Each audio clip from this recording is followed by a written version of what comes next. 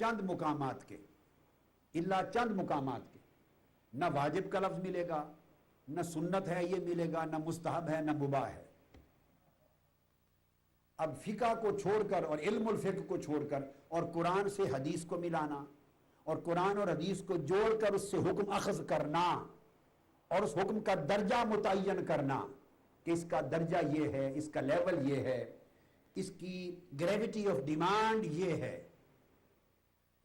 اس حکم کی سینگوینٹی یہ ہے، اس کی ڈیمانڈ کی گریوٹی یہ ہے، اس کی ڈیمانڈ کے پیچھے جو پاور آف سینکشن ہے، سینکٹیٹی، وہ اتنی امپورٹنٹ ہے، امپیریٹو ہے، کمپلسری ہے، یہ ریکمنڈیٹری ہے، یہ تو کوئی چیز بھی قرآن نے بیان نہیں کرنی۔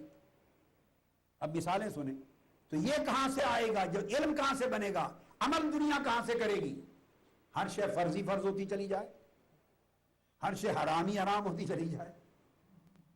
یہ جو مدارج کا تعین ہے، grades of laws, gradation of laws, مدارج احکام، احکام کا تعین، احکام کی نوعیت کا تعین، درجے کا تعین، اس کی اہمیت کا، اس کی سطح کا تعین، یہ تو قرآن کا سبجیکٹ ہی نہیں ہے۔ قرآن پڑھیں گے، ساتھ حدیث پڑھیں گے، اور صاحب الفقہ جب ان کو ملائے گا تو احکام مرتب کرے گا، وہ مرتب کر کے آپ کو دے گا تو اس کا نام مذہب فقہی بن جائے گا۔ یہ فقہ حنفی اور مالکی شافعی اور جعفری ہو جائے گی۔ اب مثال کے طور پہ ایک اسلوب یہ ہے صراحتاً کسی فعل کا حکم دیا جانا۔ قرآن مجید میں ایک طریقہ یہ پایا جاتا ہے کہ ایکسپلیسٹلی آرڈر دیا جاتا ہے، کمانڈمنٹ، ایکسپلیسٹ کمانڈمنٹ۔ مثلا فرمایا ان اللہ یأمر بالعدل والإحسان وإیتاء ذی القربى، آ گیا۔ اب اتنا ہی ہے کہ عدل و احسان کریں، رشتہ داروں پر خرچ کریں۔ اب اس سے احکام کیسے نکلیں گے؟ ایتاء ذی القربى میں کون کون سے رشتہ دار شامل ہیں اور کس پر پہلے خرچ کرنا، کس پر بعد میں، کس پر کتنا، کس پر کم، یہ سب احکام کہاں سے نکلیں گے؟ بہت سی آیتوں کو ملائیں گے، ساتھ کئی احادیث کو ملائیں گے، اور تمام آیات اور احادیث کو جمع کر کے پھر منشاء شریعت اور منشاء شارع علیہ السلام، قرآن و حدیث کا منشا سمجھ کر جب اس میں سے استنباط کر کے ایک نظم دیں گے تو اس آیت کریمہ کا پورا شرعی معنی سامنے آ جائے گا۔ اس کو فقہ کہتے ہیں۔ دوسرا اسلوب قرآن مجید میں یہ ہے کہ کاتبہ یکتب کتاباً، یہ کاتبہ کے جو مشتقات ہیں اس مصدر کے ساتھ لفظ آتا ہے قرآن مجید میں۔ مثلا کتب علیکم القصاص فی القتلى، یا کتب علیکم الصیام، تمہارے اوپر روزے فرض کیے گئے، صیغہ ماضی میں کاتبہ اور کوتبہ کا لفظ آ گیا۔ اب یہ امر کے بیان کے لیے قرآن کا ایک اسلوب یہ بھی ہے، اس سے بالعموم فرض اخذ کیا جاتا ہے، نکالا جاتا ہے۔ مگر یہاں ایک آیت اور کوٹ کرتا ہوں، سورہ نساء میں فرمایا یا کتب علیکم، کتب علیکم اذا حضر احدکم الموت ان ترک خیرا الوصیۃ للوالدین والاقربین بالمعروف، وہی کتبہ کہ تمہارے اوپر فرض کیا گیا کہ اگر کسی شخص موت وارد ہو جائے، موت کا وقت آ جائے، تو وہ اپنے والدین اور رشتہ داروں کے حق میں وصیت کرے معروف طریقے سے۔ اب اس آیت کریمہ میں وصیت کرنا بھی اسی طرح آ گیا، کتب علیکم الصیام اور کتب علیکم القصاص۔ اب ایک ہی لفظ ہے، قصاص کے لیے بھی کتبہ آ گیا، وصیت کے لیے بھی کتبہ آ گیا، روزوں کے لیے بھی کتبہ آ گیا۔ اب بتائیے کوئی مکتب فقہ کا انکار کرنے والے سمیت ہیں ایسے اسکالر جو کہتے ہیں کہ وصیت کرنا فرض ہے؟ جو وصیت کیے بغیر مر گیا وہ تو بہت بڑا گناہگار ہو گیا، تارک فرض ہو گیا۔ وصیت کرنے کو فرض کوئی بھی نہیں مانتا، تو قرآن نے لفظ کوتبہ کہا، وہی جو کوتبہ علیکم الصیام، جو روزوں کے لیے کہا۔ اب میری بات کو سمجھیں، لفظ ایک ہی ہے تو کہیں اس سے فرض مراد ہے کئی فرض مراد نہیں ہے. اب شروع میں یہ فرض تھا وصیت کرنا، جب احکام وراثت آیت المواریث نازل نہیں ہوئی تھی تو لازم تھا. جب احکام وراثت نازل ہو گئے تو اس کی فرضیت ساقط ہو گئی. اب یہ کہاں لکھا ہوا ہے قرآن میں؟ میری اس بات کا کوئی یہ جواب دے دے گا کہ جب آیت میراث نازل ہو گئی، وراثت کے احکام آ گئے تو اس کی فرضیت ساقط ہو گئی، تو قرآن میں یہ بات کہاں لکھی ہے؟ ہوا تو یوں ہی، مگر قرآن میں تو نہیں لکھا. یہ آیت الگ آئی، وراثت کے احکام الگ آ گئے، اور صرف قرآن کی 2 آیتوں کو پڑھ لے تو ان میں تو کوئی ٹکراؤ بھی نہیں بنتا. ادھر وراثت کے حصے بیان ہو گئے ہیں، یہاں وصیت کا فرض ہونا بیان کر دیا گیا ہے. اب وہ لوگ جو سارا مدار علم صرف قرآن پر قائم کرنا چاہتے ہیں اور حدیث کا ہی حجیت کا انکار کرتے ہیں اور سنت کا، تو کیا پھر وہ قائل ہیں اس بات کے کہ وہ وصیت فرض ہے اور ہر شخص وصیت کیے بغیر نہ مرے؟ کوئی بھی قائل نہیں.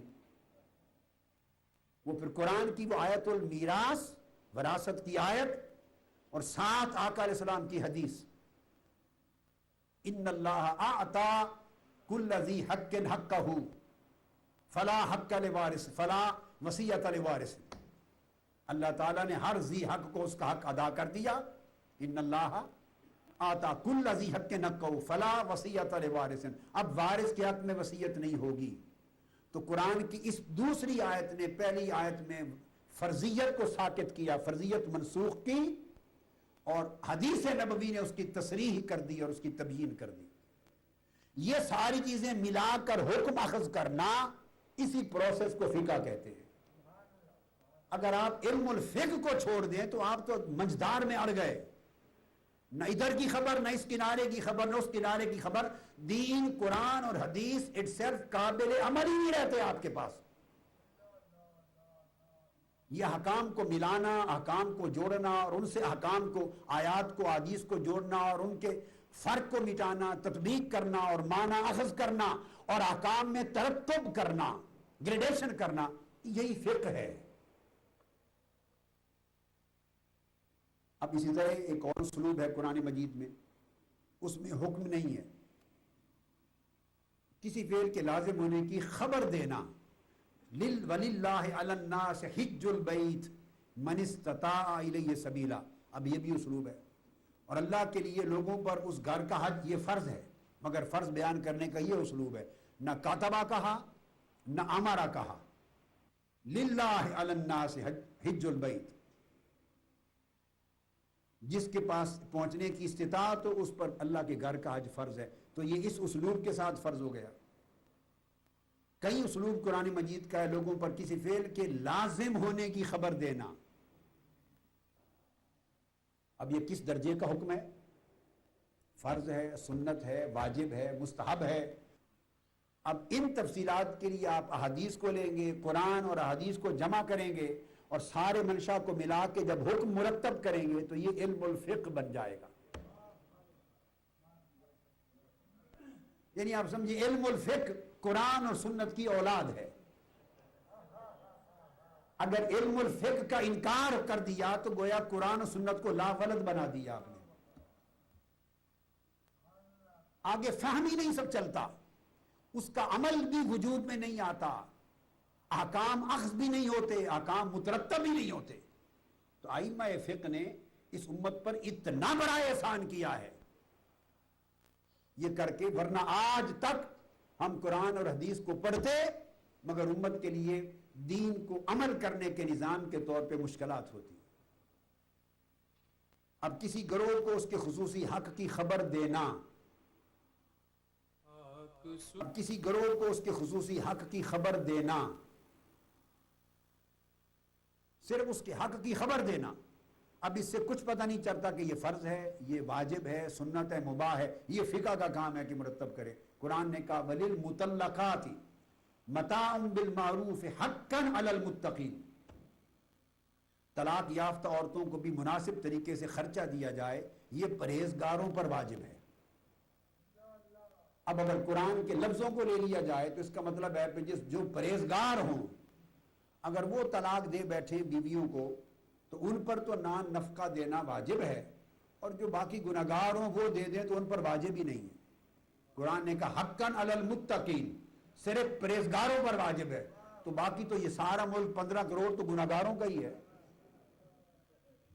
پرہیزگار تو گنے چنے ہوں گے، پرہیزگار تو گنے چنے ہوں گے ہزاروں میں، تو کروڑوں کی تو چھوٹ ہو گئی، ان پر تو طلاق دینے کے بعد کوئی نان و نفقہ واجب ہی نہ رہا۔ اب یہ فیصلہ کون کرے گا؟ اس فیصلے کے کرنے کا اسلوب فقہ ہے۔ اس کا معنی کیا؟ قرآن علی المتقین کا ہدی للمتقین۔